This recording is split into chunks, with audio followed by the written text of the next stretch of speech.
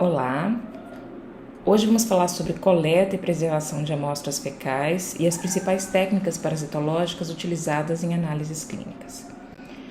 Existem diversos tipos de exames de fezes. As solicitações médicas são as mais diversas e dependem da sintomatologia do paciente. Elas podem revelar a presença de ovos e larvas de omintos, cistos ou cistos de protozoários. Pode ser utilizado também para realizar o estudo das funções digestivas, então pode detectar gordura fecal, sangue. Pode ser realizado coprocultura para detecção de bactérias, micro-organismos patogênicos. E esses exames, especialmente o parasitológico, que revela a presença de ovos e larvas de omintos, e cistos ou cistos de protozoários, os métodos podem ser qualitativos e quantitativos. Os métodos qualitativos são aqueles que indicam a presença ou ausência daquele determinado parasito. E quantitativos são aqueles que quantificam, por exemplo, o número de formas parasitárias nas fezes. Um exemplo que a gente tem é o CAT-CATS, em que é possível, por meio da técnica adequada, realizar a quantidade de ovos, por exemplo, de Schistosoma mansoni, de Ascaris lumbricoides, de Trichuris trichiura, em grama de fezes, número de ovos por grama de fezes. Vamos falar bastante hoje sobre análise parasitológica, tá? De uma forma geral, a solicitação médica ela deve vir pedindo 3 amostras em dias alternados. Por quê? Porque a gente tem o que a gente chama de períodos negativos em parasitologia, Não há liberação de formas parasitárias de forma homogênea ao longo do dia ou ao longo dos dias. Então, dependendo do parasito, por exemplo, Giardia duodenalis tem períodos negativos muito longos, podem chegar a 20 dias, por exemplo. Então, é interessante que você colete o maior número de amostras em dias alternados, para você tentar pegar realmente o dia em que ocorre a liberação dessas formas parasitárias. A gente faz, no exame parasitológico, a gente faz análise macroscópica, microscópica, e na microscópica a gente revela a presença de cistos, oocistos, trofozoítos e larvas, sendo que a presença e a abundância de certos elementos, como gordura fecal, sangue oculto, a gente deixa lá para as técnicas coprológicas, que a gente vai falar no final do curso. Mas a exatidão do exame parasitológico de fezes, assim como qualquer outro exame na área de análises clínicas, depende de várias etapas, depende que várias etapas sejam realizadas de forma adequada, como por exemplo, coleta e conservação da amostra, que o médico tenha a correta suspeita clínica e faça a requisição médica, e é lógico, a técnica tem que ser feita, então aí exige o bom conhecimento do técnico das técnicas parasitológicas. Para a coleta, é adequado que o paciente receba as instruções impressas. A coleta ela deve ser realizada em recipiente limpo específico para isso, tá seco, de boca larga. São recipientes com tem mais ou menos 100 ml de capacidade, tá? Com vedação hermética. Lembrando que a gente precisa de pequenas quantidades de amostras fecais, da amostra fecal, para realizar a análise. Então, não é necessário, por exemplo, você lotar o recipiente, tá? Você coloca um pouco de amostra fecal, porque é o suficiente para fazer a técnica. As amostras, então, elas são coletadas nesse frasco próprio, ou em urinol, ou jornal, ou papel limpo, então transferidas para esse recipiente universal. As amostras elas não podem ter nenhum tipo de contaminação, qualquer tipo de contaminação a gente tem que rejeitar a amostra. Então, contaminantes como urina, contraste de raio-x, óleo mineral, nada disso pode estar contido na amostra, porque assim como antibióticos, antidiarreicos, vaselina, antiácidos, porque eles dificultam a visualização das formas parasitárias. Com relação à coleta, aos recipientes para coleta, existem diferentes tipos no mercado, desde os mais simples até alguns em que é possível fazer a técnica, a técnica todinha, específica, como a gente vê esse aqui do Copro Plus, toda no próprio frasquinho, tá? Quem tiver interesse, quiser observar, o link está aqui, o link do YouTube para vocês verem como é realizada a técnica, todo o processamento da amostra e a visualização, todo o processo de processamento é feito no próprio potinho, tá? Existem alguns também que você tem o recipiente e uma espécie de uma paletinha coletora em que você coloca só aquela quantidade pré-determinada de amostra fecal em um recipiente separado, muito adequado. E como é que é a coleta? Então é ideal, uma das formas que a gente tem para coletar, ou você coleta no saco plástico, ou então, isso aqui é uma outra forma adequada, é no próprio vaso sanitário, você passa papel filme, tá? Faz a coleta dessa amostra diretamente ali no papel filme, sem qualquer tipo de contaminação com urina, tá? Lava as mãos, veda direitinho, fecha direitinho o seu pote de coleta, o seu recipiente de coleta e envia para o laboratório no máximo em 24 horas. Já a gente vai falar a preservação da amostra, em que situação a gente pode enviar para o laboratório dentro de 24 horas, tá? Aqui com relação à identificação da amostra, todos os dados devem estar ali, né, como o nome do paciente, o número de identificação, o nome do médico, data e horário da coleta e a solicitação ou a requisição médica. E como é que a gente conserva essa amostra? O ideal é que você colete a amostra e já leve para o laboratório o mais rápido possível, especialmente se essa amostra tiver diarreica, tá? Se não for possível, você refrigera a amostra a 4 graus Celsius e isso você pode deixar em 4 graus Celsius por até 24 horas. Lembrando que amostras diarreicas e liquefeitas examinadas em até 30 minutos. Estudos já demonstram que a partir desse momento, 30 minutos, você já tem uma grande perda, até 50% de degeneração de trofozoítos. No caso de amostras formadas, continua então a regra para até 24 horas. Após 24 horas, aí você tem que utilizar conservantes químicos, que a gente vai falar mais para frente também. Pode ser o formol, pode ser o PVA, pode ser o MIF. Amostras não conservadas, o que a gente pode observar em amostras que não são conservadas, deixadas por muitos dias, sem análise? O que a gente observa tendo alta temperatura, boa umidade, boa oxigenação, ovos, por exemplo, como ácaros lumbricoides, que são liberados apenas com a massa germinativa no seu interior, eles têm o desenvolvimento da larva e pode ocorrer inclusive a eclosão da larva também nessa amostra, tá? Agora, com relação à preservação, quando as amostras não são preservadas, como a gente pode observar aqui no gráfico, nos primeiros 30 minutos a gente tem uma perda aí enorme do número de trofozoítos, tá? A viabilidade desses trofozoítos cai para 50%, cai pela metade. Aqui a gente vê trofozoítos já mortos e ainda o trofozoito vivo. O trofozoito morto, ele é muito difícil de ser visualizado quando você faz uma preparação direta, por exemplo, tá?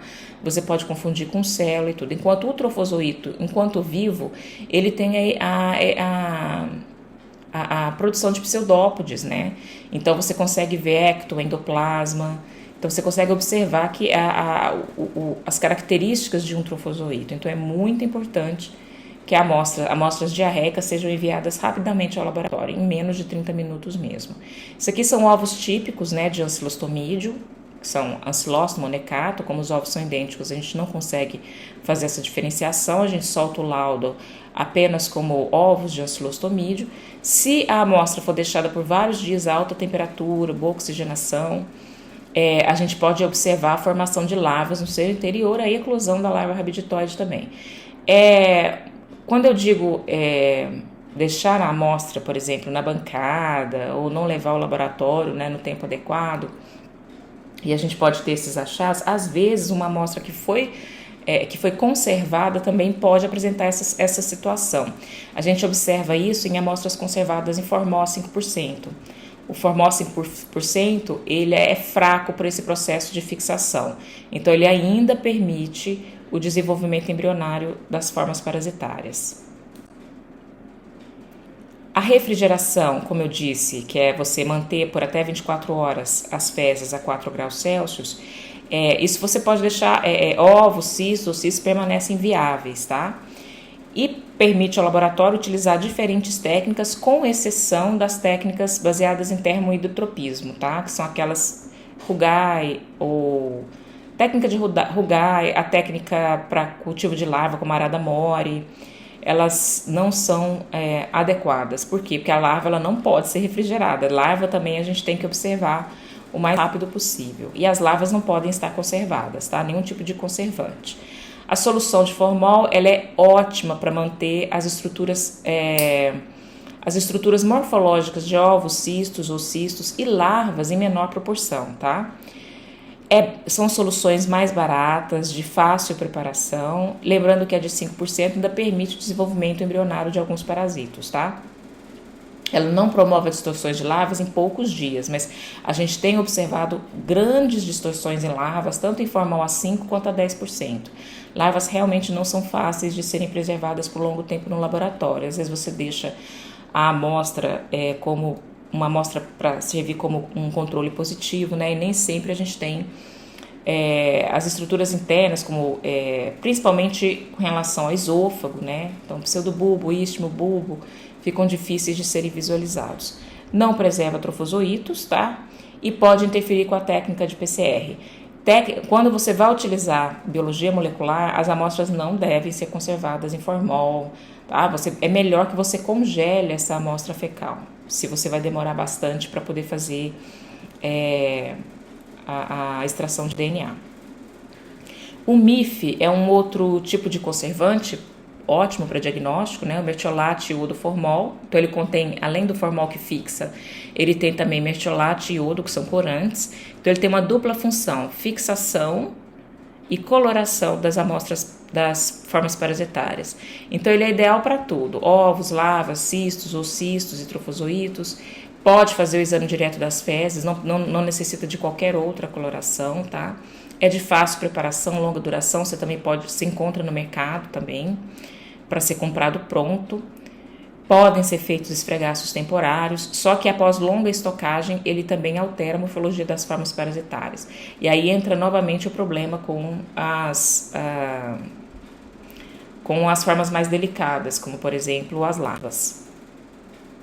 Bom, então com relação ao exame parasitológico de fezes, nós temos técnicas qualitativas e quantitativas, como eu falei. Dentre as técnicas qualitativas, eu posso ou não concentrar essa minha amostra fecal.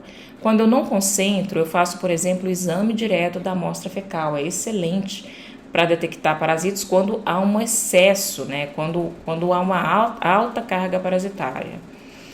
E técnicas de concentração, que são as mais utilizadas no laboratório, nós vamos falar de algumas técnicas de flutuação e de algumas técnicas de sedimentação.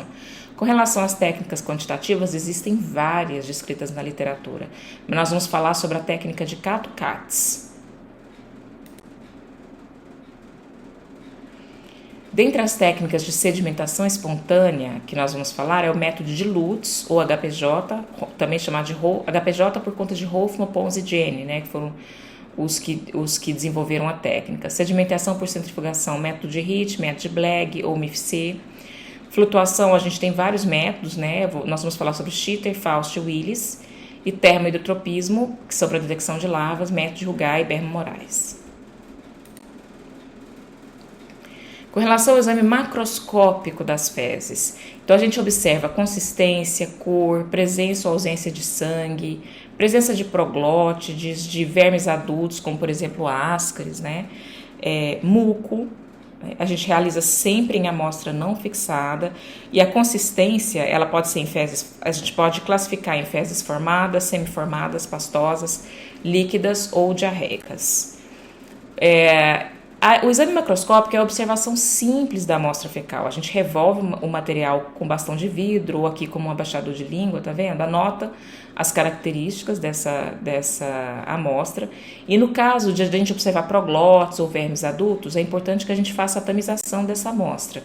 A tamização nada mais é do que você realmente fazer você peneira a sua amostra fecal e coleta parasitos ali presentes que são importantes para você colocar depois no seu laudo, tá? Você pode observar aqui, por exemplo, é um verme inteiro de Ascaris lumbricoides e o mais comum é você observar proglotes de tênia. No caso das proglotes, é possível você fazer a visualização das ramificações uterinas e determinar a qual espécie pertence àquela proglote, porque se vocês se lembram das aulas sobre tênia, nós podemos ter tênia solium ou saginata, são essas duas formas parasitárias para o homem. Só que os ovos de tênia, eles são idênticos morfologicamente. Então, a diferenciação é feita realmente pelo processo de visualização das proglotes, tá? Nesse processo de visualização, você pega uma proglote, você deixa ela submersa em ácido acético glacial por 15 minutos, coloca essa proglote entre duas lâminas, né, comprime e vai examinar ao microscópio óptico. O que o ácido acético glacial faz é permitir a visualização mesmo das ramificações uterinas. Outra forma é você fazer coloração das ramificações com tinta nanquim, como foi aqui no caso, tá? Então é possível ver essas diferenças tanto no número das ramificações como no formato delas. A tênia sólida, ela tem ramificações dendríticas e a tênia saginata tem ramificações do tipo dicotômicas, que lembram um pinheiro, tá? Além disso, as proglotes de tênia sólio, elas não são dotadas de movimento, elas são mais quadradas, enquanto as de tênia saginata são mais retangulares. Vamos falar então sobre o exame direto a fresco. O exame direto a fresco, ele não tem alta sensibilidade se a carga parasitária é baixa, tá? Ele é utilizado quando você observa, por exemplo, pus nas fezes, as amostras estão muito diarreicas, então você quer observar o trofozoito vivo, ou então aquela forma parasitária de primeira mão, sem concentrar a amostra. A gente nunca utiliza água corrente ou destilada para fazer essa técnica, porque água corrente ou destilada, além de promover a morte dos trofozoítos por osmose, a água destilada, água corrente, ela pode contaminar a sua amostra com outros tipos de protozoários, tá? E você soltar um laudo inadequado. Então, a gente utiliza preferencialmente a solução fisiológica. Então, a gente põe um pingo de solução fisiológica de um lado, um pouquinho da amostra fecal do outro. A gente faz uma mistura ali com o auxílio de um palitinho mesmo, um pouco das fezes na solução fisiológica, coloca a lamínula e observa no microscópio. É rápido, mas tem baixíssima sensibilidade, tá? Você só consegue detectar a forma parasitária se as infecções forem maciças. Aqui está mostrando como deve ser feito, né? E aqui é o movimento de um trofozoito. Quando você não cora, você não utiliza Lugol nem nada, você consegue observar esses trofozoítos com o seu movimento, né, ameboide, com liberação de ecto, de endoplasma. É excelente nesse sentido. Lembrando que quando for fazer a leitura da lâmina, isso não importa se você está fazendo pelo exame direto ou você vai observar amostras que você já concentrou, é garantir que a sua amostra fecal esteja homogeneizada, né? Esteja distribuída de forma homogênea na lamínula, tá bom?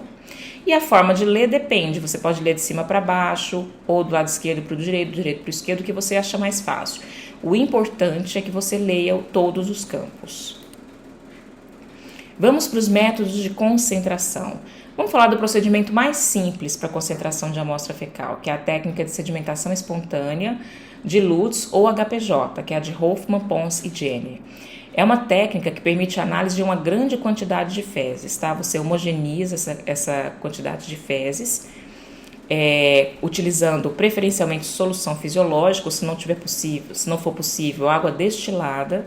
Você filtra esse material em gase, dobrado em 4, preferencialmente já direto no meu funil, nesse funil de vidro. Daí você completa o restante com água destilada e você coleta o sedimento após 1 hora. Ou então, se você quiser um sedimento cada vez mais limpo, você pode ir trocando o sobrenadante e colocando outro, tá? Você pode ir fazendo essas trocas e a limpeza, vamos dizer assim, do sedimento. Quanto mais você fizer isso, mais o sedimento vai ficando limpo. Tem que tomar cuidado para não perder o sedimento, tá? Para você analisar, você vem com uma pipeta, pega um pouquinho da amostra, dá uma homogeneizada, pega um pouco dessa amostra concentrada, coloca na lâmina, Lugol, que é o corante que a gente usa universal, e aí observa entre lâmina e lamínula, tá? São utilizados mais ou menos 5 gramas de fezes. É uma técnica simples, é uma técnica relativamente barata, porque você precisa ter o destilador e a vidraria, tá? Só que o problema é que o sedimento geralmente não vem tão limpo como em outras técnicas que eu vou mostrar para vocês, tá? Como, por exemplo, na técnica de MIFC ou então na técnica de HIT. Vem um sedimento ainda com grande quantidade de fibras vegetais, tá? É mais difícil de você fazer a análise, mas também é possível, totalmente possível. Muitos laboratórios utilizam essa técnica, tá? Aqui demonstrando de novo como que fica antes, né? E depois que o material é sedimentado, depois de 1 hora de sedimentação.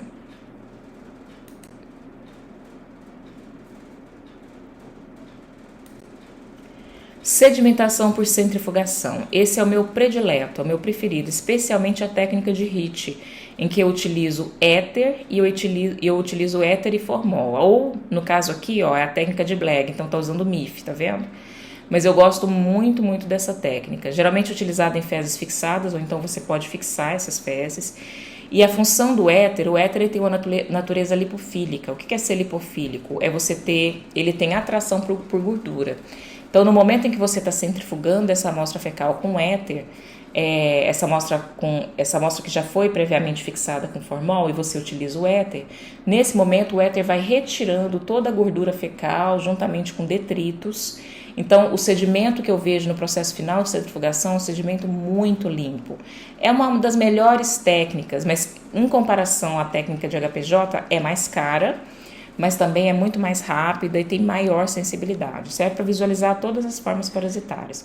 Embora não seja específico para larvas, é possível visualizar também, tá?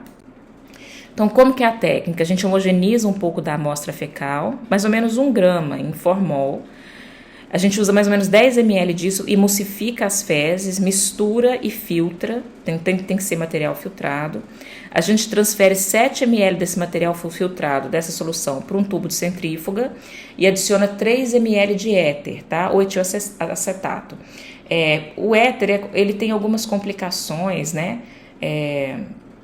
É melhor utilizar etilacetato, pela forma mesmo como você, por ser mais tóxico, né, por ter risco de explosão e tudo, por isso que tem a preferência para a utilização do etilacetato. Aí você vai centrifugar, aqui está mostrando 1.600 RPM, né, por 5 minutos, eu gosto de utilizar 3.500 RPM por 10 minutos, é assim que eu faço a técnica, né, uma técnica mais adaptada. Você centrifuga e depois da centrifugação você vai ver o aparecimento de 4 camadas. Quais são essas camadas? Uma camada de baixo para cima, então, uma camada que é do sedimento, onde vou ter as formas parasitárias, então ovos, cistos, oocistos, larvas. A camada com formol, a outra camada com uma grande quantidade de resto fecal e sujeira e gordura, né?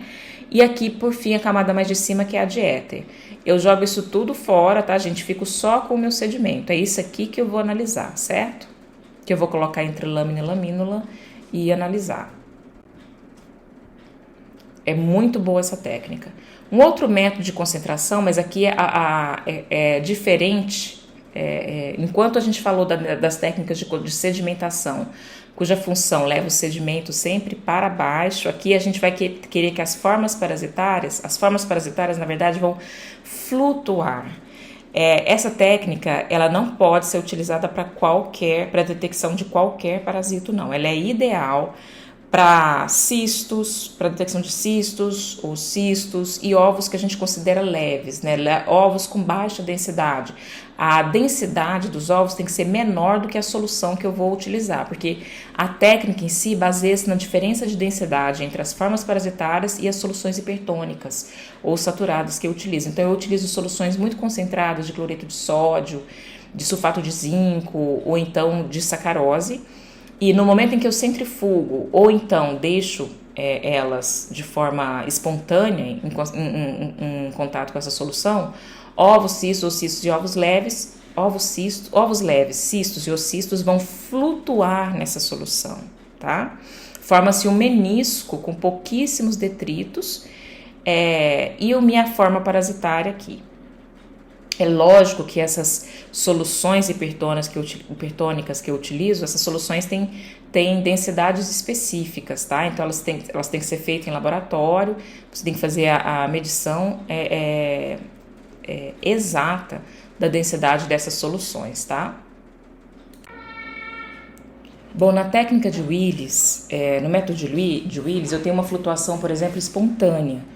Eu pego mais ou menos 1 a 2 gramas de fezes que eu colho assim aleatoriamente do material fecal, dissolvo isso em 10 ml de formol a 10%, filtro, e daí eu vou associar esse meu filtrado com a solução concentrada. No caso aqui é uma solução de cloreto de sódio que você fez no laboratório, que tem uma densidade mais ou menos de 1,20.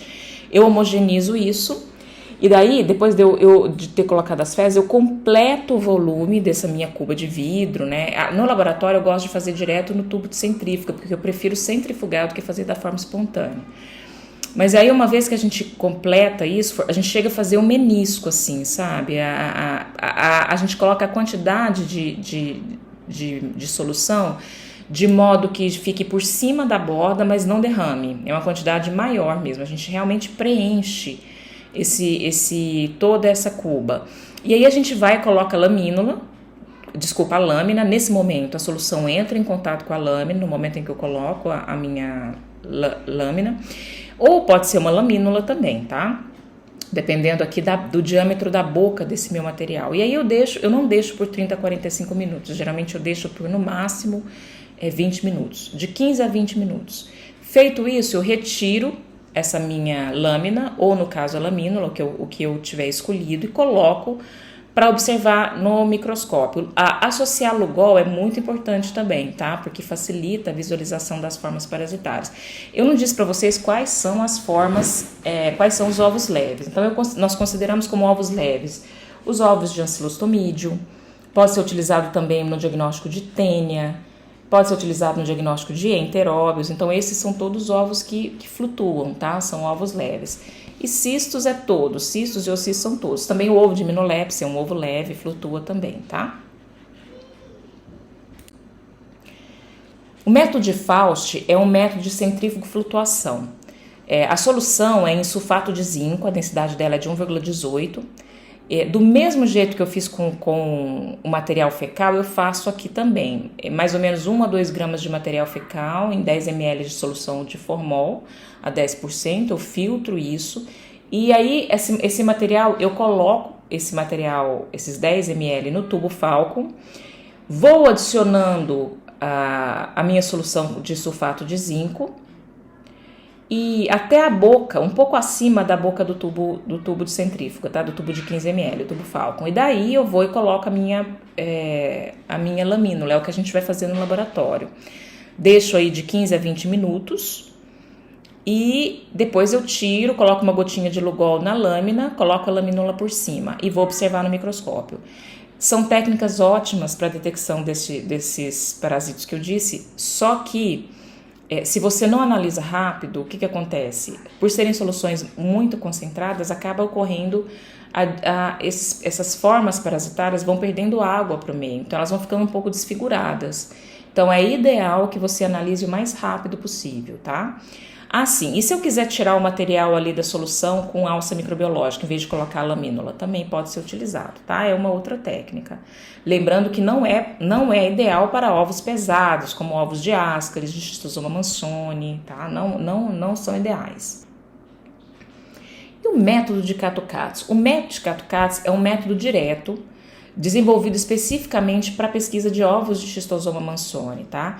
E é um método que ele serve para a gente também fazer a contagem. Ele é ideal, gente, para áreas endêmicas, porque quando você tem, por exemplo, uma quantidade pequena de ovos sendo eliminados ao longo do dia, né? A gente fala uma baixa carga parasitária, ele pode apresentar baixa sensibilidade nesses casos, né? E não detectar. Ele também não é ideal para detecção de ovos de ancilostomídeo, não é ideal para cistos, nem ovos, muito menos larvas, tá? E ele é utilizado mais em inquérito epidemiológico do que em laboratório de diagnóstico. No diagnóstico mesmo, é mais utilizado as técnicas que eu falei, de concentração, né? Especialmente aquelas com centrifugação, que são mais rápidas, né? Esse método aqui, o de Kato-Katz's, a gente não utiliza para fins diagnósticos num laboratório de análises clínicas. Ele é mais para inquéritos epidemiológicos. Então, você vai para uma área endêmica, quer saber o número de indivíduos infectados ali, tá? Quer fazer a prevalência ali. Então, aí você leva uma caixa e vem lá 1000 kits. Então, ele é ótimo porque ele também não precisa de centrifugar, porque, como eu disse, é um método direto. e para você, quando você está indo para áreas com pouquíssimos recursos, ele é muito, muito prático. Como é que é a técnica? Vamos lá. A técnica é feita da seguinte maneira. Aqui está o material, né, gente? Ele vem já com lamínulas submersas em celofane. Ele vem com uma plaquinha parece uma plaquinha de PVC que tem um furinho pré-determinado. Ela vem com uma telinha de metal que eu utilizo para filtrar, tá vendo aqui, ó? Então eu tô filtrando a amostra fecal, que tá mostrando no quadrinho 3. Eu tô filtrando a amostra fecal de modo manual, tá vendo? Em contato com... Eu coloco a minha amostra no papel higiênico e forço a telinha por ela e vou retirando o material filtrado com um palito e vou completando essa minha plaquinha, o buraquinho que vem nessa minha plaquinha. Esse buraquinho, gente, tem uma lamínula aqui embaixo, tá vendo? E a plaquinha de PVC por cima. Essa plaquinha, ela tem um furo no meio com a quantidade exata de fezes que cabe nela, tá? E aí você preenche todo esse material, todo esse buraquinho, depois você retira, vai ficar só aquela deposição específica de fezes ali. Eu venho com a minha lamínula, geralmente é uma lamínula de celofane em vez de malaquita, coloco a minha lamínula por cima, eu dou uma leve pressionada nessa lamínula, de modo que o material fecal fique disperso de forma mais homogênea. E aí eu espero mais ou menos 1 hora para poder observar. Quem quiser ver essa técnica, o passo a passo dela, pode ver lá no portal Fiocruz, tá? Essa aqui é uma tabela do ELMTest, que é o método do CAT-CATS, né, que é feito lá pelo pessoal da Fiocruz. E aí o que eu vejo? Eu vou analisar toda a minha amostra fecal. Vamos supor que eu encontrei, 20 ovos de Ascaris lumbricoides em toda a lâmina. Aí eu solto o resultado. 20 ovos significam 480 ovos por gramas de fezes. É assim que eu solto o resultado, tá? Então tem essa tabelinha de conversão. E como é que eu vejo o meu material fecal depois de corado? Essa aqui é uma lâmina antiga, tá? Por isso que a coloração tá assim. Aqui eu tô vendo ovos de Ascaris, ovo de Ascaris, a gente observa aqui a membrana mamilonada, tá vendo? É um ovo mais arredondado. Esse aqui é um ovo de Trichuris trichiura e aqui um ovo de Ascaris lubricoides. Então eu vou contando isso e é assim que eu vou identificando, né, as formas parasitárias. Eu vejo isso durante toda a lâmina, tá? Eu vou contando durante toda a lâmina.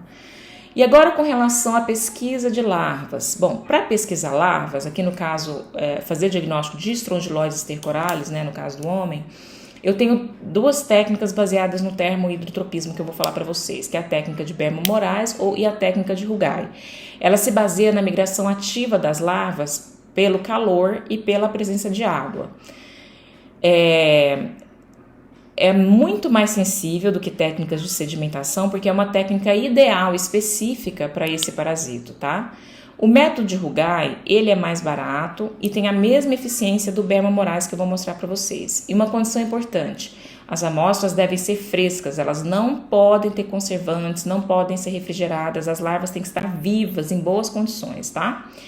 Como é que é o método de Rugai? O método de Rugai que eu falei que é mais simples. Eu pego a minha amostra fecal, tá vendo? Nesse caso aqui, ó, eu peguei no próprio coletor. Eu coloco eu tampo, vedo ela com gaze, coloco ela de boca para baixo em contato com uma água aquecida a 45 graus.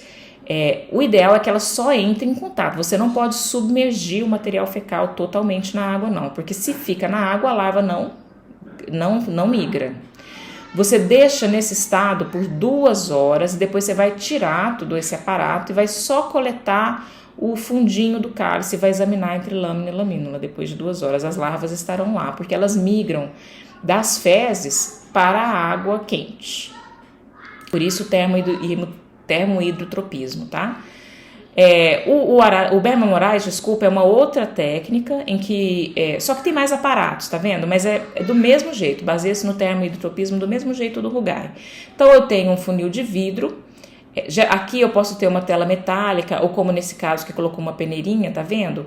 Nesse caso também, ó, aqui geralmente é uma tela metálica. E aí eu coloco o meu material fecal ali, enquanto a água quente vai dentro do funil. Se vocês observarem, tem acoplado ao funil, a gente tem uma mangueira de borracha e depois uma pinça, né? Então, o que acontece com as lavas? As lavas vão migrando em direção à água quente e vão ficando retidas aqui, ó, na parte posterior desse meu tubo de borracha.